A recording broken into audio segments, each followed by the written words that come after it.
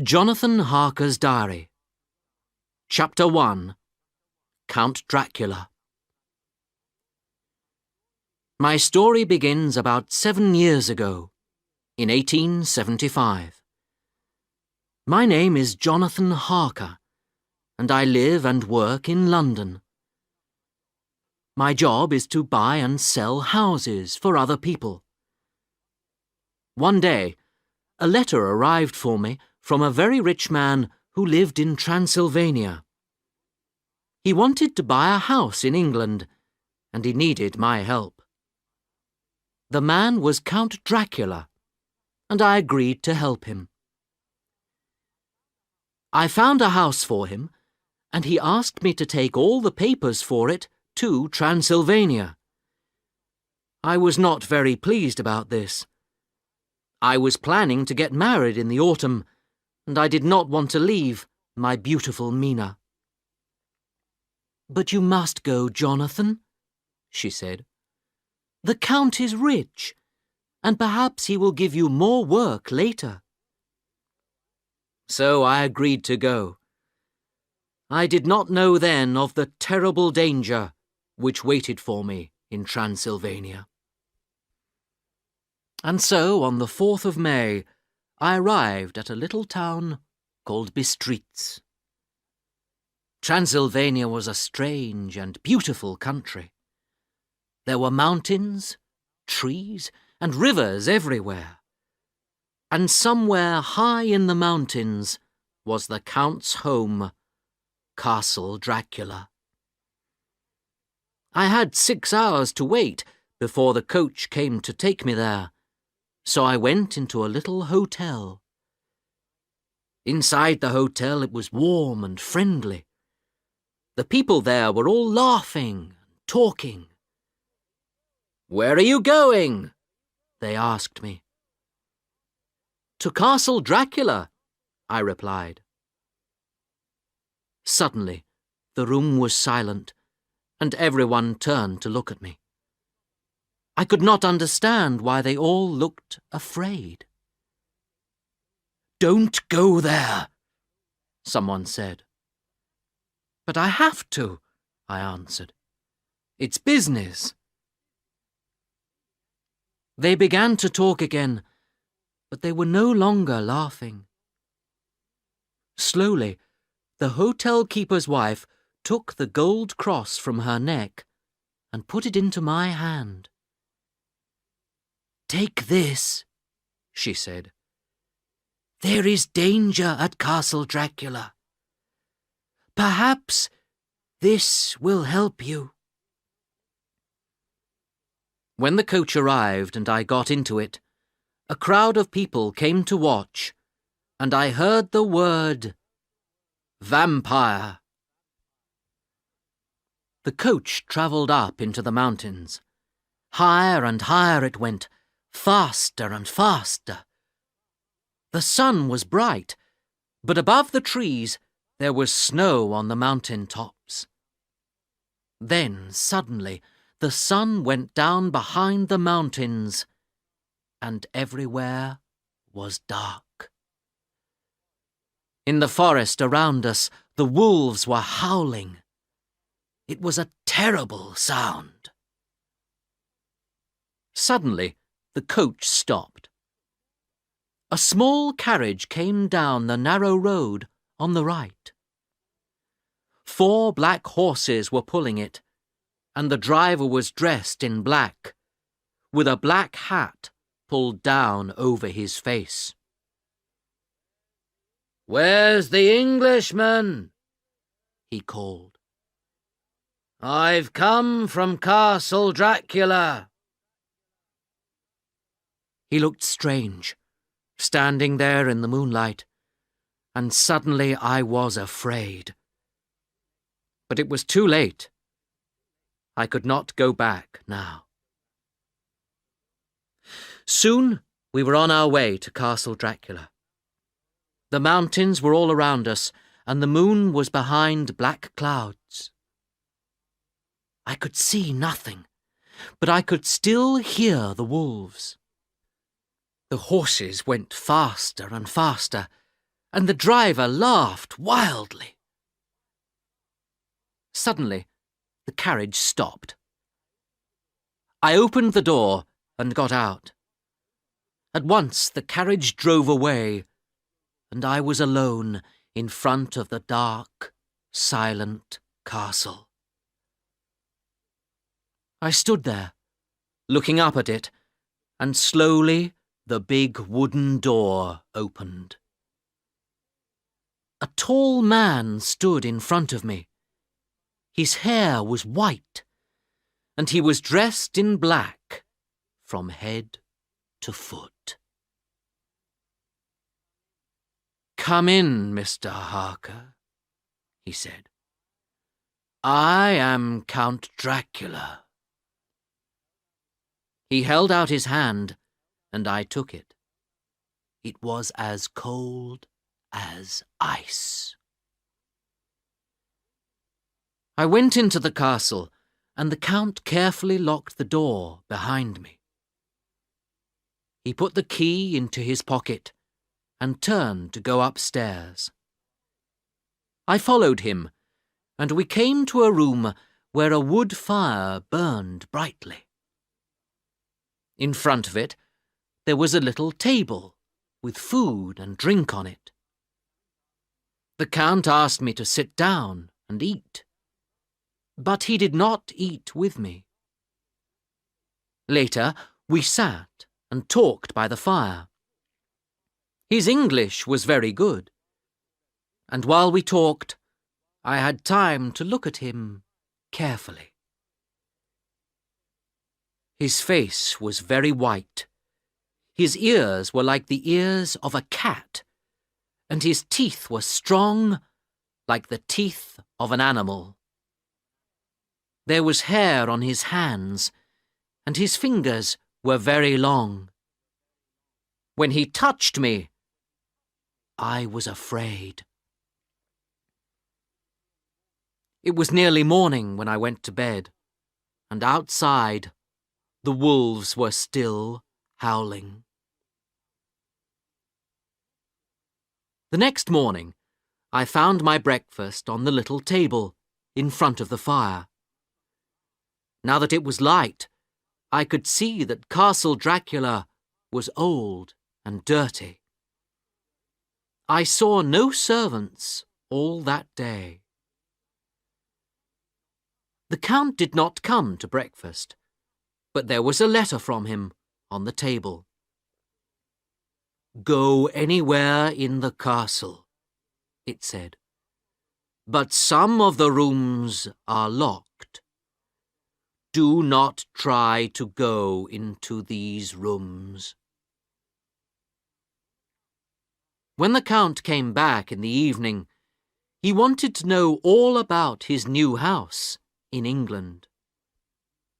"Well," I began, "it's a very big house, old and dark, with a high wall all round it. There are trees everywhere. That's why the house is dark. It has a little church, too." And I showed him some pictures of it. He was pleased about the church. "Ah," he said, "so I shall be near the dead." We talked for a long time, and once I fell asleep. I woke up suddenly and found the Count's face near me. The smell which came from him was terrible. It was the smell of death. "You're tired," the Count said. "Go to bed now." And when he smiled, his face was the face of a wolf. Our business was now finished. The Count had all the papers for his new house, and there was nothing to keep me in Transylvania or in Castle Dracula.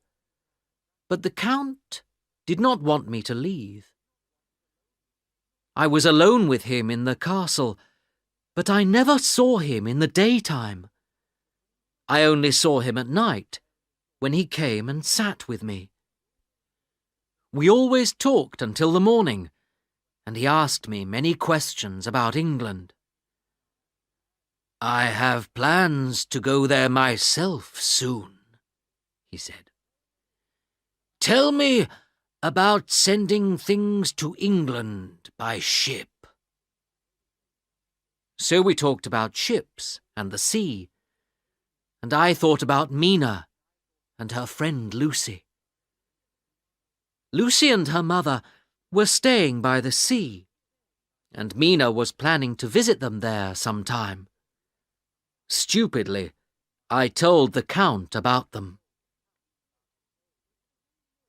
There was no mirror in my bedroom, but I had one with me, a present from Mina. One morning, I was standing in front of it, and I was shaving. Suddenly, a hand touched me, and a voice said, "Good morning." The Count was standing next to me. He was standing next to me, but I could not see him in the mirror. My hand shook, and I cut myself. Blood began to run down my face, and I saw that Count Dracula was watching it hungrily. Suddenly, he put out his hand. He had a wild look in his eyes, and I was afraid. But his hand touched the gold cross at my neck, and his face changed. He took the mirror from me, went to the window, and a minute later the mirror was lying in 1,000 pieces far below. He did not speak, but left the room quickly. And I stood there and asked myself why I could not see this man in the mirror. I went over to the window and looked out. I was high above the ground. Many of the doors in the castle were locked. Suddenly, I understood. I was a prisoner.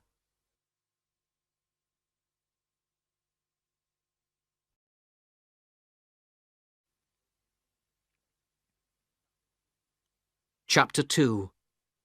I am in danger. One evening, the Count said, "You must write to your London office and tell Mr. Hawkin that you'll be here for another month." When I heard this, I went cold. Another month? But what could I do? I worked for Mr. Hawkin, and the Count's business was important to him, so if the Count needed me, then I had to stay. I wrote my letter, but I knew that the Count planned to read it. I could not tell Mr. Hawkin that I was a prisoner in Castle Dracula. That evening, the Count did not stay and talk with me, but before he left the room, he turned to me and said, "My young friend, sleep only in this room or your bedroom. You must never fall asleep in any other room in the castle. You will be in danger if you do." When he left, I went to my room, but I could not rest, and began to walk round the castle. Many of the doors were locked, but I found one which was open. I pushed back the door and saw that there was a window in the room.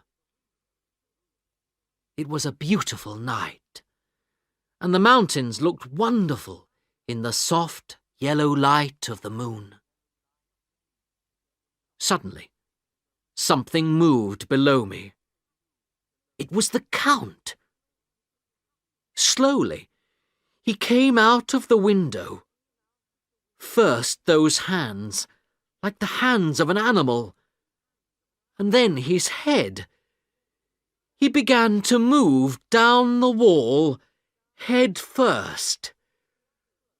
With his black cloak around him, he looked like a horrible black bird, and my blood ran cold. What was Count Dracula?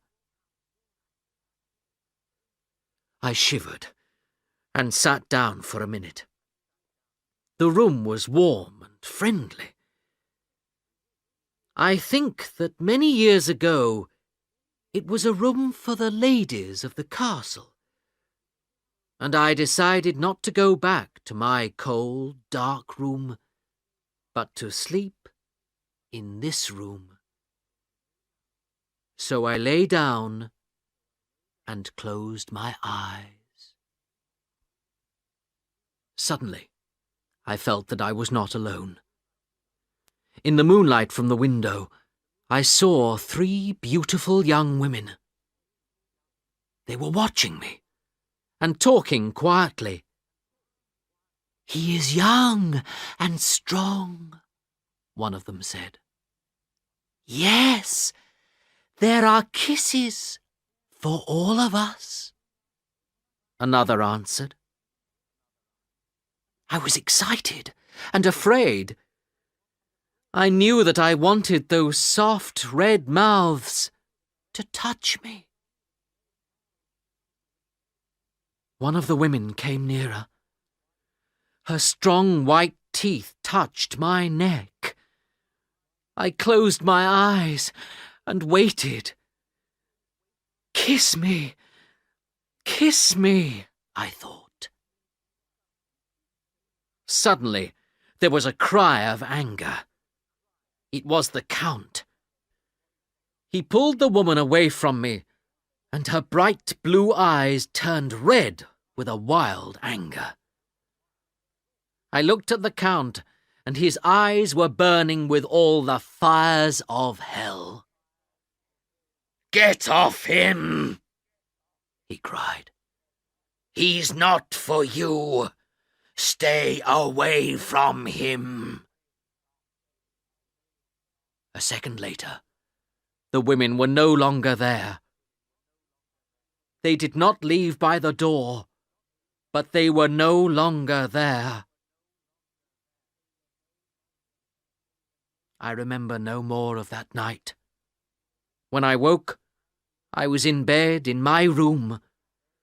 My gold cross lay on the table next to me, bright in the morning sun.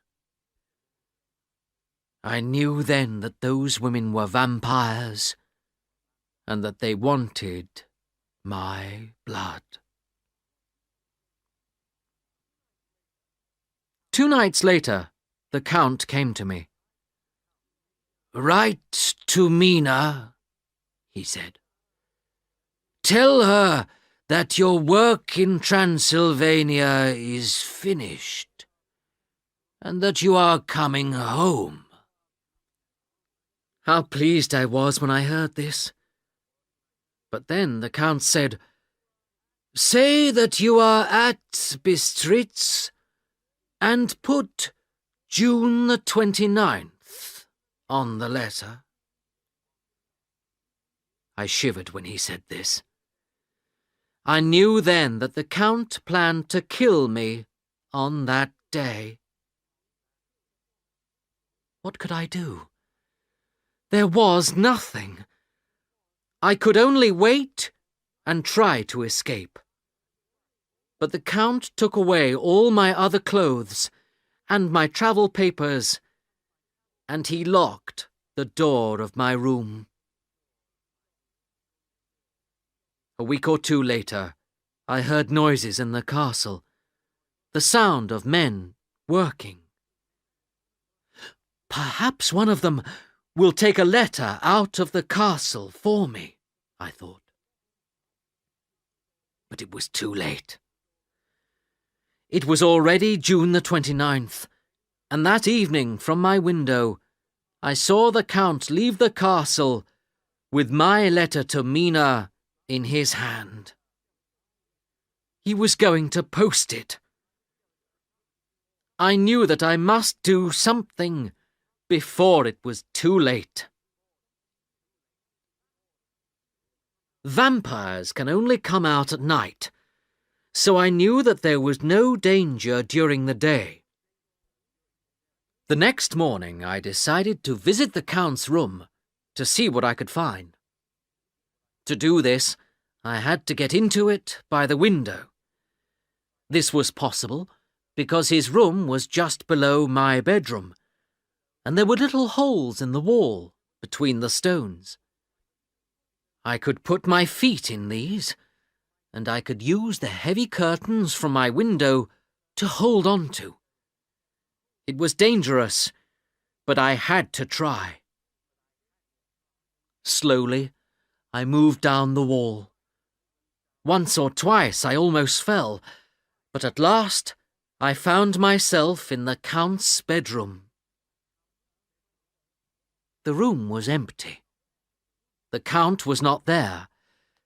I looked for the castle keys, but I could not find them. Over in one corner of the room there was some gold, and on the other side of the room there was a big wooden door. It was open, and I saw that there were some stairs going down. I went down them, and I came to another door. This was open too, and I found myself in a room with a stone floor. Slowly, I looked around me. There were about 50 wooden boxes in the room.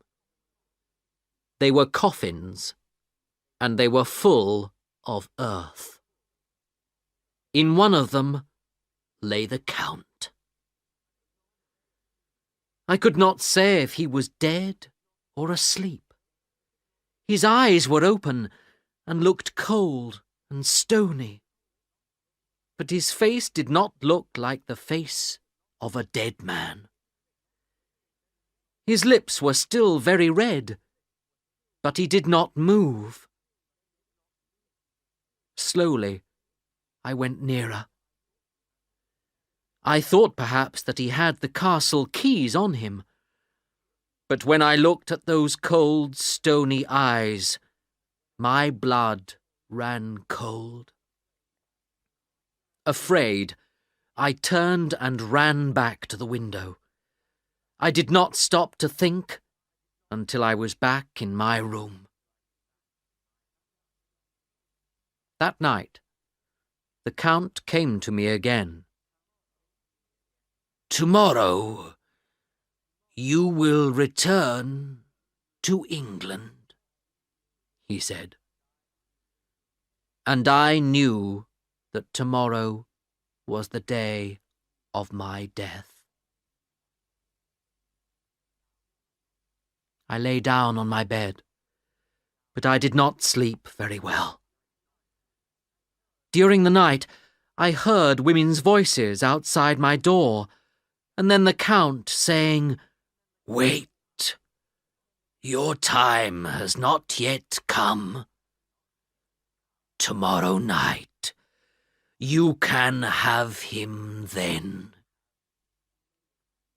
The women laughed, a low, sweet sound, and I shook with fear. Morning came at last, and I was still alive. I must escape, I thought. But first I had to get the keys.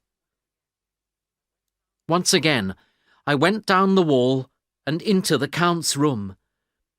I ran down the stairs to the room with the coffins.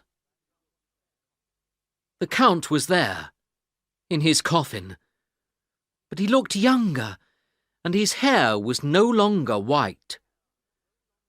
There was blood on his mouth, which ran down across his neck.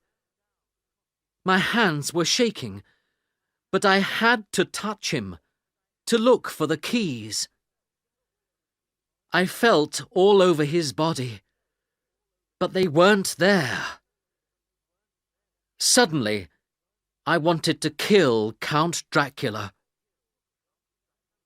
I took a workman's hammer and began to bring it down hard onto that horrible, smiling face. But just then, the head turned, and the Count's burning eyes looked at me. His bloody mouth smiled more horribly than ever. I dropped the hammer and stood there, shaking. What could I do now? Just then, I heard the sound of voices. The workmen were coming back. I hurried back up the stairs to the Count's room. Below, I heard the noise of a key. The workmen were opening a door. So there was another door to the outside down there. I listened carefully and heard the sound of hammers. They were getting the coffins ready for a journey. Perhaps to England. I remembered the Count's words about his plans to visit my country. I turned to run back downstairs to find this open door. But I was too late. A cold wind ran through the castle, and with a crash, the door at the top of the stairs closed and locked itself. I could not get back down the stairs. Soon, I saw from the window the heavy carts full of coffins, and the workmen drove away. I was alone in the castle with those terrible vampire women. While I was writing these words in my diary, I decided what to do. I must try to escape. I shall try to get down the wall outside. The window is high above the ground, but I have to try. I shall take some of the gold with me. If I escape, perhaps it will be helpful later. If I die, it will be better than the death that waits for me here. Goodbye, Mina. Will I ever see you again?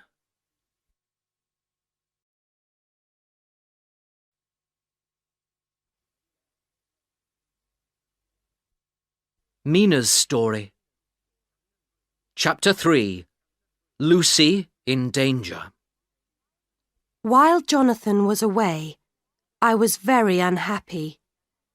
He did not write to me often, and when he did, his letters were strange and very short. I knew that something was wrong. But what? Was Jonathan in danger? I thought about him all the time. Why didn't he come back to England and to me? I felt better when, at last, I did get a letter from him. Jonathan said that he was coming home and was at Bistritz. But again, it was a short, strange letter. Perhaps he's ill, I thought. My friend Lucy also wrote to me. I know that you will be happy for me, she wrote. Arthur has asked me to marry him. Isn't it wonderful? I love him very much. He's away just now, and you know that Mother and I are staying at Whitby, by the sea. Please come and stay with us, and I can tell you all about it. Arthur Homewood loved Lucy very much. I was really pleased to hear her news, and I decided to go immediately. And it would help me not to think about Jonathan all the time. Lucy met me at the station, and it was wonderful to see her again. She was full of life and talked happily of her plans. "Oh, Mina," she said to me, "I am really happy. I love Arthur very much." But sometimes it was hard for me, because when Lucy talked of Arthur, I thought of Jonathan again. The weather was good, and Lucy and I walked a lot, sometimes by the sea, but we often went up to the old church on the hill. At night, Lucy and I slept in one room, but sometimes she walked in her sleep. She began to sleep badly, and her mother and I decided to lock the bedroom door at night. Then one day, the weather changed. The sky was black and heavy, and that night there was a terrible storm. Lucy was very excited by it, and she sat by the window all night and watched the sea. The next morning, there was a ship on the beach. "It's a Russian ship from Varna on the Black Sea," Lucy's servant told us. "There are coffins on it, and they're full of earth. And a big black dog jumped off the ship and ran up the hill." "And is everyone on the ship alive?" Lucy asked. "That's the strange thing about it," the servant replied. "There was no one on the ship, either dead or alive."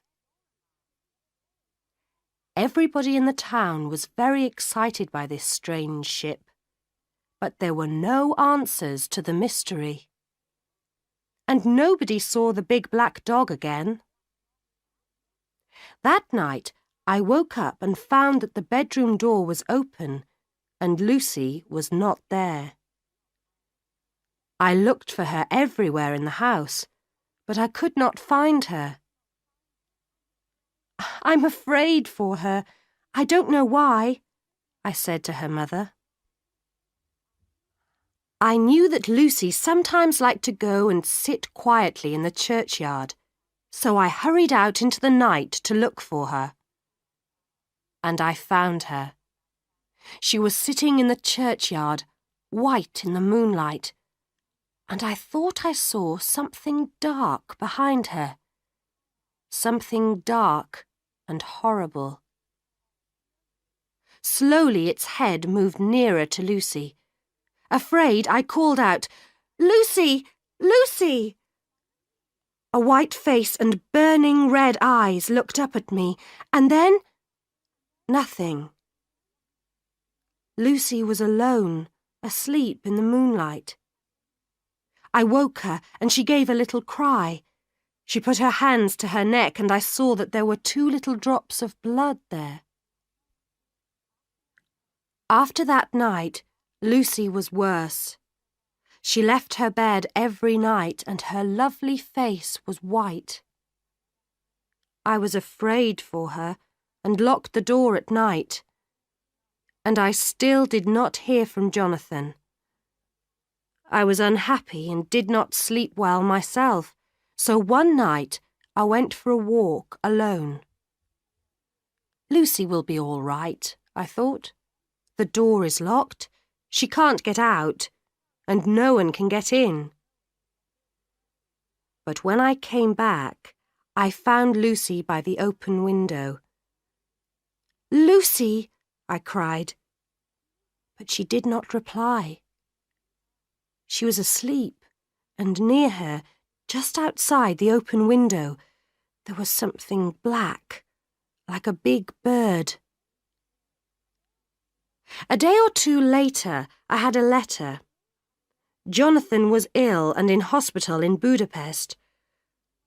"Of course, I must go to him immediately," I said to Lucy. I did not want to leave her, but Jonathan was everything to me. "He needs me," I said. And when at last I arrived in Budapest and held Jonathan in my arms, I felt happy. Jonathan was very ill, but he was getting better every day. He did not want to talk about his time in Castle Dracula, but he gave me his diary to read. And so I learnt about Count Dracula and Jonathan's terrible adventure in the castle. But he escaped, and when he fell ill in the mountains, some workmen found him and took him to the hospital. Poor Jonathan. His face was white and thin, and he was still very afraid. But now we were together again, and everything was all right. Jonathan and I were married on September the 1st, and then we began our journey home. We arrived back in England on September the 18th, and it was wonderful to be home again. Everyone looked happy on that warm autumn evening when we drove through the streets of London. Jonathan smiled and said softly, "Oh, Mina, I love you." "I love you too, Jonathan," I replied. I was truly happy. And then, suddenly, Jonathan's face went white, and he cried out. He was looking at a carriage outside a shop. In it there was a pretty girl with dark hair. She was waiting for someone. And near the carriage, watching the pretty girl, there was a man, a tall, thin man, with long white teeth and a very red mouth. "It's the Count," Jonathan cried. "Here in London." Jonathan put his head in his hands and said nothing for the rest of the journey. I was very afraid for him. Was it really true that this horrible Count Dracula was here in London?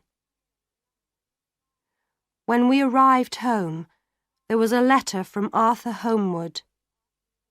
Lucy was dead. My dearest Lucy, dead. It could not be true. Later we read the letter again. "Soon after you left," Arthur wrote, "Lucy began to get worse. I did not know what to do. I knew only that I must do something quickly. So I asked our old friend, Jack Seward, to come and see her. He's a doctor, I thought. Perhaps he can do something to help Lucy. He came at once, but in the end, nobody could help poor Lucy, and she died yesterday."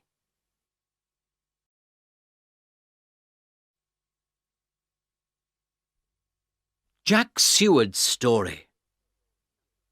Chapter 4. Lucy's Death.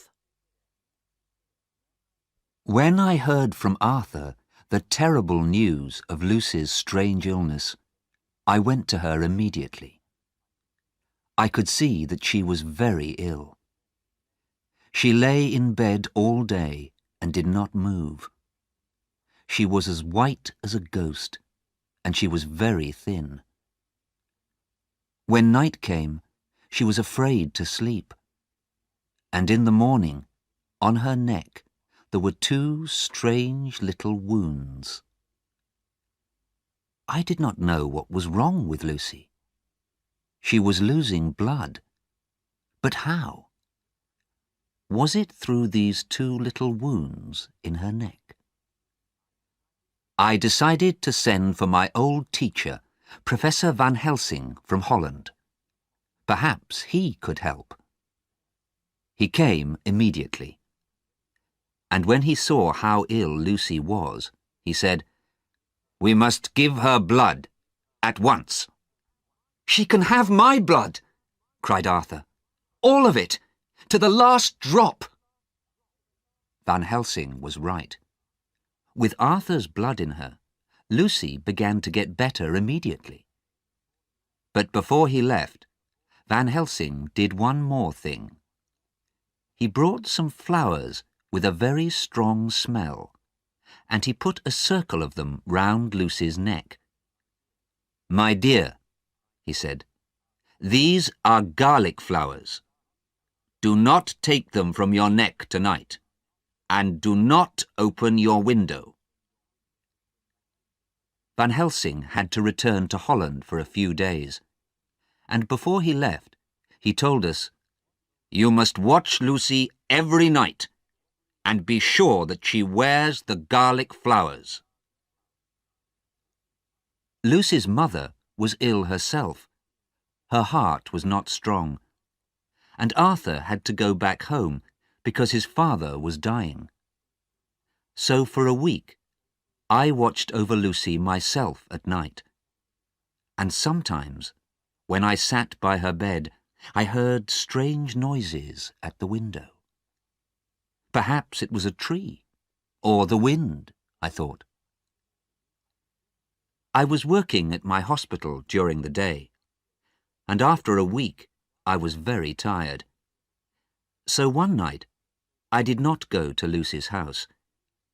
I needed to sleep, and I knew that Lucy's mother and the servants were there. Also, Van Helsing sent new garlic flowers every day for Lucy to wear at night. The next morning at the hospital, I had a note from Van Helsing. "Watch Lucy carefully tonight," he wrote. "I shall be with you tomorrow." But that was now today. The note was too late. I did not wait for breakfast, but hurried to the house immediately. I knocked on the door, but there was no answer. Just then, Van Helsing arrived. "What happened?" he cried. "Did you not get my note? Quick! Perhaps we are already too late." We knocked again, but there was still no answer. We went round to the back of the house, and Van Helsing broke the kitchen window, and we went in. It was dark in the kitchen, but we could see the bodies of the 4 servants on the floor. They were not dead, but asleep. "Someone put something in their drinks," said Van Helsing. "Come, we must find Lucy, if we are not too late." We ran up to Lucy's room and stopped outside it. With white faces and shaking hands, we opened the door softly and went into the room. How can I describe what we saw? The bodies of 2 women, Lucy and her mother, lay on the bed. The faces of both women were white, and on the mother's face there was a look of terrible fear. In her hand she held the flowers from Lucy's neck, and on the floor there was glass from the broken window. Van Helsing looked down at the 2 women. "The poor mother is dead," he said. "But for Lucy, it is not too late. Go and wake the servants." I ran downstairs to wake them. "Put her in a hot bath," Van Helsing said. After a time, Lucy began to show some life, and they took her and put her in a warm bed. From time to time she slept, but she did not fight to stay alive. She could not eat anything, and she was very weak. We sent for Arthur, and when he came, he was very unhappy. His father was now dead, and he could see that Lucy was very, very ill. One of us sat with Lucy all the time, and that night Arthur and Van Helsing slept in the sitting room, while I watched over Lucy.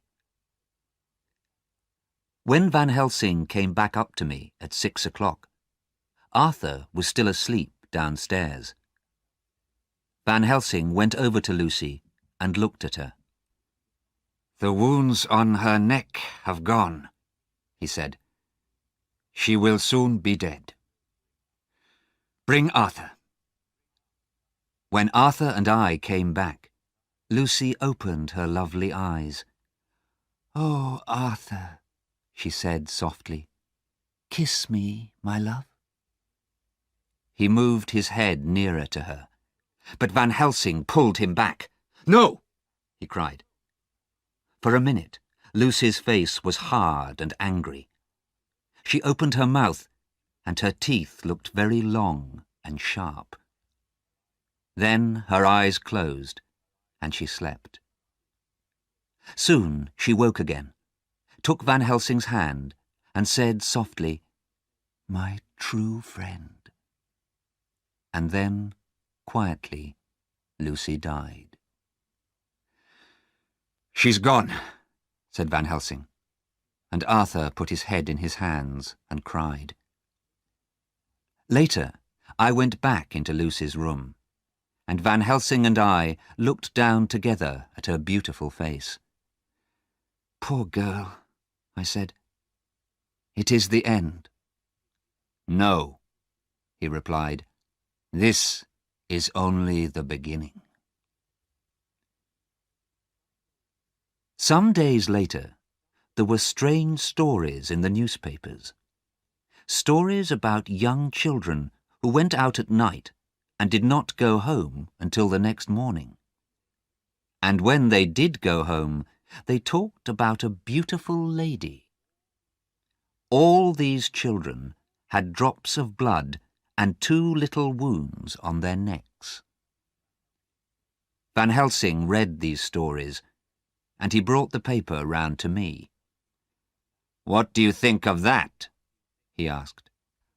"I don't know," I said. "These 2 little wounds sound like poor Lucy's wounds. But how can that be?" Then Van Helsing explained. At first I could not believe it, and we talked for a long time. At last I said, "Are you saying that poor Lucy was killed by a vampire, and that now the vampire is taking blood from these children too?" "No," Van Helsing replied. "You haven't understood. The vampire which is taking blood from these children is Lucy herself." I was very angry. "That's not true!" I cried. "Then come with me," he said, "and I will show you." So that night he took me to Lucy's tomb. He had the key, and we went inside. I was very afraid. In the dark, with the dead flowers lying on Lucy's coffin, the tomb was a terrible place. Slowly, Van Helsing began to open the coffin. Then he turned to me and said, "Look." I came nearer and looked. The coffin was empty. For me it was a terrible surprise, but Van Helsing only shook his head. "Now we must wait outside," he said. We waited all night. I was cold and afraid and angry with myself and with Van Helsing. Then suddenly, something white moved in the trees near the tomb. We went nearer, and we found a little child on the ground by the tomb. Van Helsing held it out to me, and I looked at its neck. "There are no wounds on the child's neck," I said. "No," Van Helsing replied. "We are just in time." The next day, Van Helsing and I went back into the tomb again and opened the lid of the coffin. This time, Lucy's body lay there. She died more than a week ago, but she did not look dead. Her mouth was red, and her face was more beautiful than ever. Then Van Helsing pulled back her mouth and showed me her long, sharp teeth. "Now do you believe me?" he said. "Lucy is now one of the undead, and with these teeth she will soon kill one of these poor little children. We must stop her before she does." He stopped for a minute and thought. But we must send for Arthur. He too must see and believe this. Arthur was very unhappy and also angry. He could not believe that Lucy was now one of the undead. But in the end, he agreed to come with us to the tomb. It was just before midnight when we got to the churchyard. The night was dark, but now and then a little moonlight came through the clouds. Van Helsing opened the door of the tomb, and we all went in. "Now, Jack," he said to me, "you were with me yesterday afternoon. Was Miss Lucy's body in that coffin then?" "It was," I replied. Slowly, Van Helsing opened the coffin. Arthur's face was white when he moved nearer. We all looked down. The coffin was empty. For a minute, no one spoke. Then Van Helsing said, "Now we must go outside and wait." It was good to be outside again, away from the dark, smelly tomb. We stood and waited in silence. Then, through the trees, we saw something white. It was moving nearer to us. Its face was white, its mouth was red, and drops of blood fell from it. Suddenly, it saw us and stopped. It gave us a look of terrible anger, and Arthur gave a little cry, "It's Lucy!" She smiled. "Oh, Arthur, come to me. Leave those others and come to me, my love," she said sweetly. Arthur took his hands from his face and opened his arms to her. She was moving nearer to him when Van Helsing ran between them and held out his little gold cross. Lucy stopped and stood back from it. Then, with a look of terrible anger on her face, she went to the tomb and through the door. The door was closed, but she went through it. "Now, Arthur, my friend," Van Helsing said, "do you understand?" Arthur put his face in his hands and cried, "I do. Oh, I do." The next day, Arthur, Van Helsing and I went back to the tomb. Van Helsing had a bag with him, and when we were in the tomb, he again opened Lucy's coffin. The body lay there, horribly beautiful. Arthur was white, and he was shaking. "Is this really Lucy?" he asked. "It is, and it is not. But wait, and you will see the real Lucy again," Van Helsing replied. He took from his bag a long piece of wood and a hammer.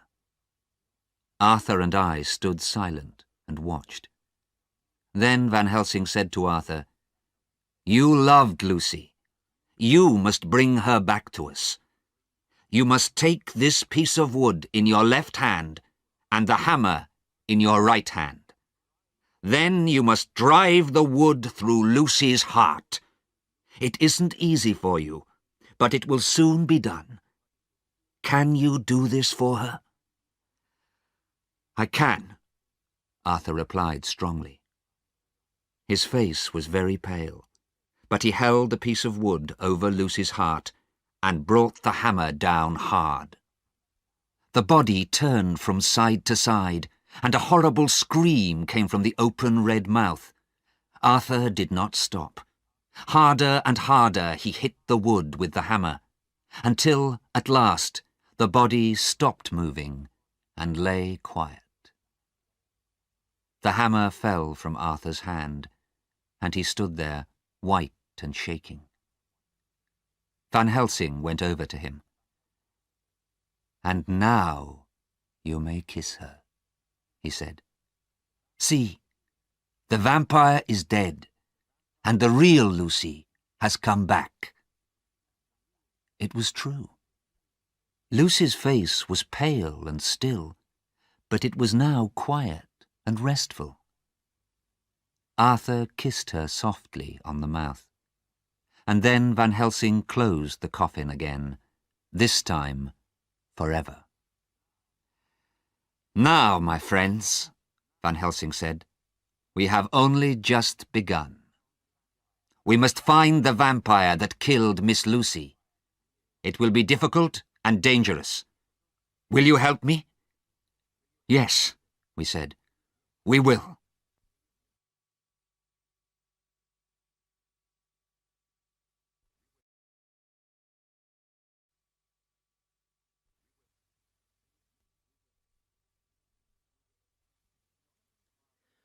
Jonathan Harker's Diary.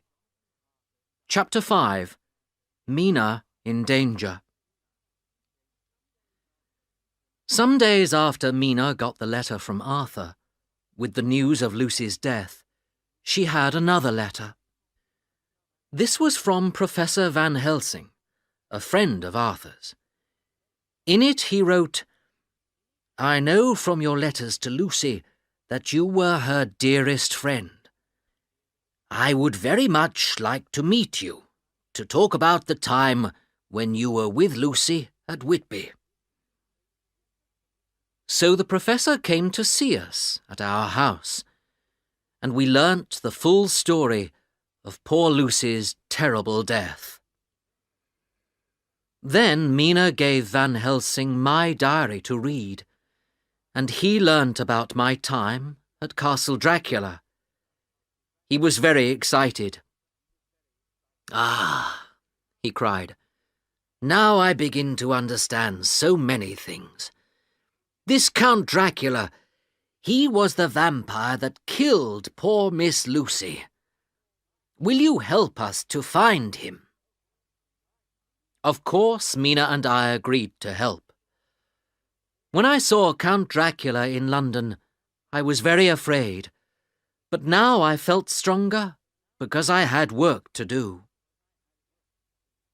We began at once. Mina went to stay with Jack Seward at his house, to tell him and Arthur all about the Count, and I went to Whitby. I wanted to find out about the coffins that were in the ship on the night of the storm, the ship that brought Count Dracula to England. After many questions, I learnt that the coffins were now in the Count's house in London. I hurried back to London and to Jack Seward's house. When I told Van Helsing this news, he called us all together and said, "Now the danger begins. I have learnt much about vampires from old books, and I know that they can come out only at night. During the day, they are like dead bodies and must have a place to hide. I think that Count Dracula uses his coffins for his daytime hiding places. If we can find him in a coffin, we can kill him. But let's go to his house tonight. We'll put holy bread in the coffins, and then the Count cannot get back into them. He'll then have no place to hide during the day, and he will be weaker and easier to fight when we find him." So that night, Van Helsing, Jack, Arthur, and I went out together to the Count's house. Mina, of course, did not come with us. I was afraid to leave her alone, but she said that there was more danger for us than for her. Jack had some old keys with him, and with one of these we got into the house. It was old and dirty, and the smell of blood was everywhere. We walked through the cold, empty rooms, and at last we found the coffins. From his bag, Van Helsing took some holy bread. "We must put a piece of this in each coffin," he said. We worked hard. It took a long time to break open each coffin and put holy bread inside. We were just opening the last coffin when Van Helsing gave a cry. "We are too late! The Count is coming!" We looked up from our work and saw Count Dracula. He came through the dark room like a black cloud.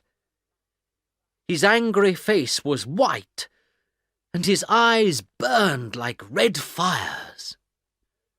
Van Helsing held out his gold cross, and the Count stopped. Afraid for our lives, we ran from the house. "Quick!" cried Van Helsing. "We must get back. Now he has seen us, Mina may be in danger." My heart nearly stopped when I heard this. "Oh, Mina," I cried silently. "I cannot lose Mina." But when we got back to Jack's house, everything was quiet. I ran upstairs. The bedroom door was locked. I called out to my friends, "Help me! Oh, help me!" Together we broke down the door, and then my blood ran cold. A tall, dark man was standing in the moonlight by the window. In his arms he held my wife, my Mina. Her white nightdress had blood on it, and her face lay against Count Dracula. Blood dropped from his mouth, and he was holding Mina to him while she drank his blood. I ran to her and tried to pull him away from her. Van Helsing ran at the Count and held up his gold cross. When he saw the cross, Count Dracula moved back and dropped Mina's body. She gave a terrible cry and fell across the bed. A cloud moved across the moon, and when the moon came from behind it, Count Dracula was not there. "Oh, Mina, my love," I cried. I took her in my arms. "What has happened? Tell us." I was wild with fear. Mina shivered. "Don't leave me," she cried. "Oh, please don't leave me."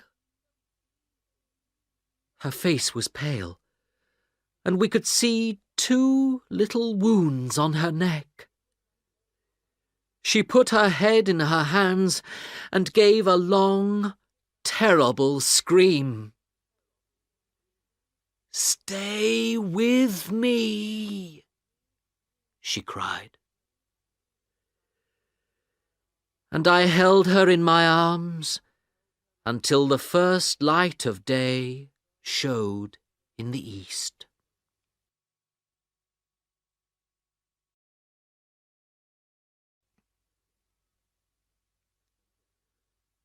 Chapter 6. Dracula must die. The next day, Van Helsing, Jack Seward, Arthur, and I made our plans. Mina was there too. She was very pale, but she wanted to help us. We knew that we had to kill Dracula before Mina died.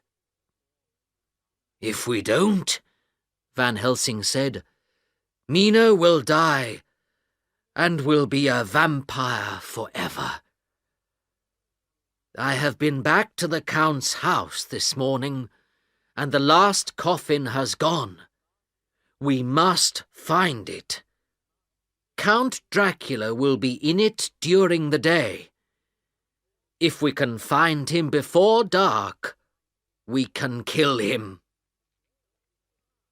"But where is it now?" I asked wildly. Of course, we did not know the answer.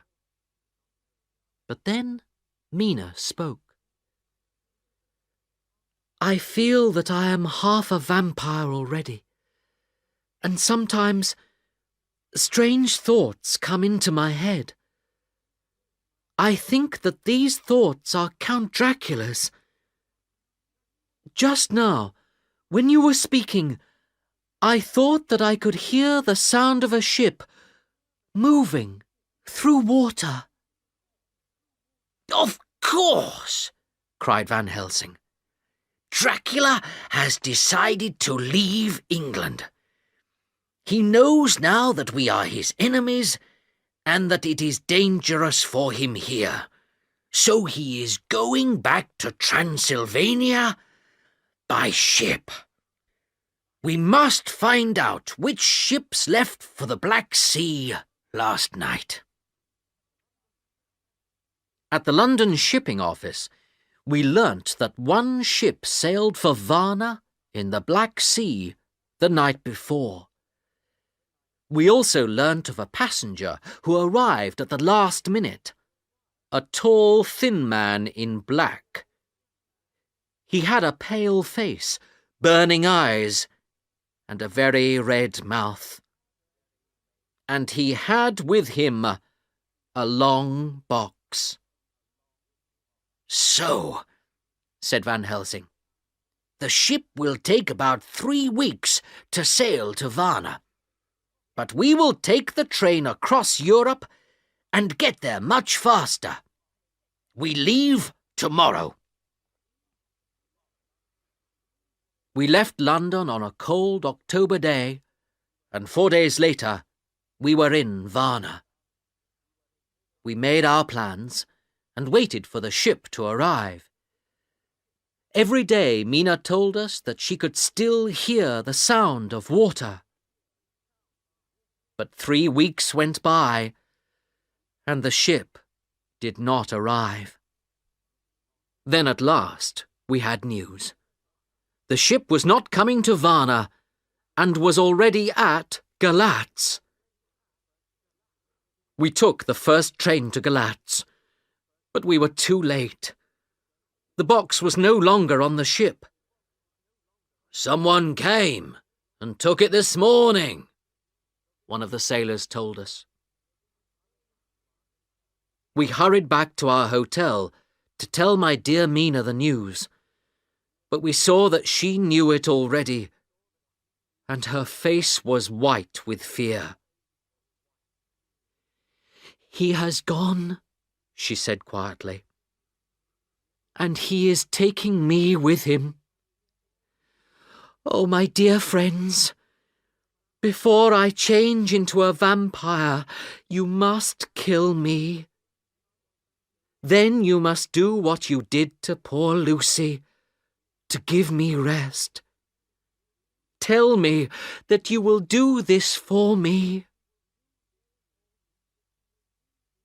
I held her hands, but I could not speak.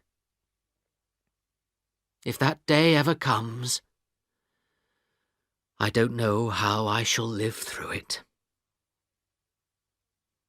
Later, while Mina slept, we tried to make new plans.